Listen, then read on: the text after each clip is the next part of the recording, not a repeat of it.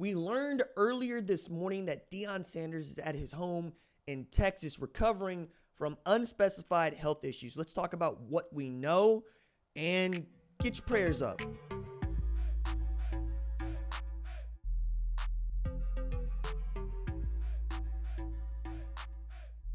What's up, kinfolk? It's RJ Young. I am not on a step mill. If this is your first time watching Adapt and Respond, thank you for joining us here. We talk college football year round. So if that is something you're into, go ahead and hit that subscribe button, like this video, and answer the question in the comments below. Are you praying about it? Because you should be, right? We're talking about Deion Sanders. We're talking about Colorado. And I want to talk about what we know and, frankly, what we don't know. Also going to take this opportunity to remind you we've got a podcast at Spotify and Apple Podcasts, where if you would like one of these stickers, there's a picture on the community tab if you want a better picture, and a note from me saying thank you. Go ahead and hop over to Apple Podcasts and Spotify, leave a 5-star review, copy and paste that review into the form in the description in the link below, and I will put this in the mail to you like I did a bunch yesterday as we did a kind of impromptu live chill chat. Might do more of those in the future. But I'm glad that I did that because I was able to connect with folks in a way that we just haven't been able to in the last couple of years, really since we started doing the show at Fox. And with this return to a new show, a new style, kind of getting back to talking to people more directly, as you know, many of you consume this directly anyway, but also in real time. I had a couple of folks that popped up, was like, yo, I thought I was watching television for a little bit. And then RJ started talking back to me, which is what we wanted the show to be, right? This is about us, it's for us, and the vibe is all that. And if you're not picking up the vibe, I hope you stick around. There's a reason why it's a little bit darker than it has been in years past. There's a reason why there's a lot more red going on here. There's a whole aspect of this that's very Kugler, that's very Centers, but also it's very college football, right? And I think Deion Sanders is a great example of what it is that we all love about this sport. I love about this sport. There's swag to it. There's black and gold to it. There's character to it. There's honesty to it. It's honorable. It's valuable to you. We're able to prove utility. One of the things that I said about COVID and my part in it was I get to prove utility now, right? Like, I'm a sports talk show host. What good is a sports talk show host, period? Got to answer that question in 2020. People wanted something entertaining. They wanted someone to connect with as we were all sheltering in place and just going through a really horrible year, both with that horrible disease and then the unrest in the country that continues to go on. So we looked at sports, and we looked at people that talk about sports and make sports fun.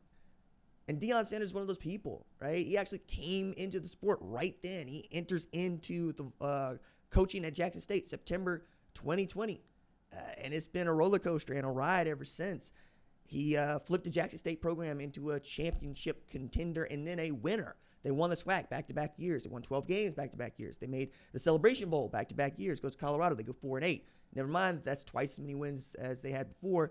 The standard was not met. The next year, not only did they win 9 games, they got a 4,000-yard passer and a Heisman Trophy winner and the number 2 overall pick in the draft. This is all while Sanders is not yet 60 years old and has had many careers, right? Played college football, baseball, played baseball in the major leagues for the Yankees, and the Cowboys. So he got to play for 2 of the most storied franchises in all of sports, and he played in the World Series, and he played in the Super Bowl. He's got 2 Super Bowl rings. He went into television, and that worked. He's gone into coaching, and that's worked. And now at Colorado, it feels like he's found his forever home. But here this morning, we learned that he's going through it. As a matter of fact, I think it's best to just keep this succinct. Deion Sanders is, quote, feeling well despite missing the start of Colorado's football summer camps because of an unspecified health reasons. But around campus at Boulder, the thing is, it's June, right? Whatever's supposed to be happening in June happening. And he's still talking to people. People are still in conversation with him. But Deion Sanders Jr. is with his daddy. And he was on a live stream, and he was saying, look, my dad will tell y'all what he wants to tell y'all, if he wants to tell y'all, how y'all want to tell y'all. But for now, I don't know when we're going back to Boulder, but I'm going to be here, right? I'm going to be with my dad. And that's what you'd expect, especially with a son in Tampa, Shiloh, trying to make a team, looking good. Todd Bowles saying all the right things. Same thing is true of Shador in Cleveland. When those boys got to fly back to Texas, then I think we all might raise our awareness level just a little bit. But they're in the thick of it. They're going through it. And I'm sure that their dad has this under control. But the thing that I thought was most important to raise here is that it's not as if Deion Sanders has not had his health issues in his 50s at the very least. We're talking about a man who needed to have blood clots removed from his leg and lost a toe due to those surgeries. He has said online that he had no feeling in the bottom of his foot and discussed the doctor's risk of any future procedures, ongoing complications to his condition. They had to get right in there and make that happen. It's one of the reasons that, he walks the way that he walks, one foot bigger than the other. And he takes this all in stride. But it's also a man that played, I keep saying this, anytime somebody tells me they play pro football, I know I'm looking at a person that's been through 1,000 car wrecks, right? Backs, knees, hips, all of it, right? And then you got a history of blood clots in your family, like Prime did. You're going to have these things happen. But I think for now, we're getting to realize just how important he is to the sport and how many of us think of him. Most of the time when I do a Colorado segment, it goes one of two ways. It's either people are not giving Deion Sanders enough credit for what he has been able to accomplish because of who he is and how he has done it, or it's me trying to tell people, hey, this is not regular and you shouldn't treat it that way. You can't have the same rules for Deion Sanders in Colorado that you do for everybody else. Not in roster construction, not in expectations, not in players he can develop and get there. It's one thing to get Travis Hunter to come to Jackson State. It's another thing to turn Travis Hunter into the number 2 overall pick and a Heisman Trophy winner. That's not regular. People don't just do that. They don't take a 5-star and bring him to an FCS, to an HBCU, watch that 5-star, travel with them in an age where everybody is getting paid more to transfer, and then develop him into the guy that he's become. That's not regular. Cormani McClain didn't work out. Julian Lewis probably will.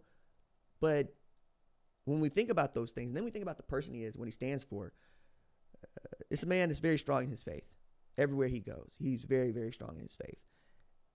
And that gives people a measure of sincerity from him and an ability to believe him in ways that many other people cannot even begin to fathom. He doesn't need you to believe in him. He believes in him, and that is attractive. One of the things that I have been really taken aback by as I turned 38 in July. Good Lord. There aren't a whole lot of us that want to take responsibility for choices. There just aren't. Maybe you see this in your family, but I see this all the time. It is, hey, I don't want you to do anything you don't want to do. I don't want you to think that I made you do this.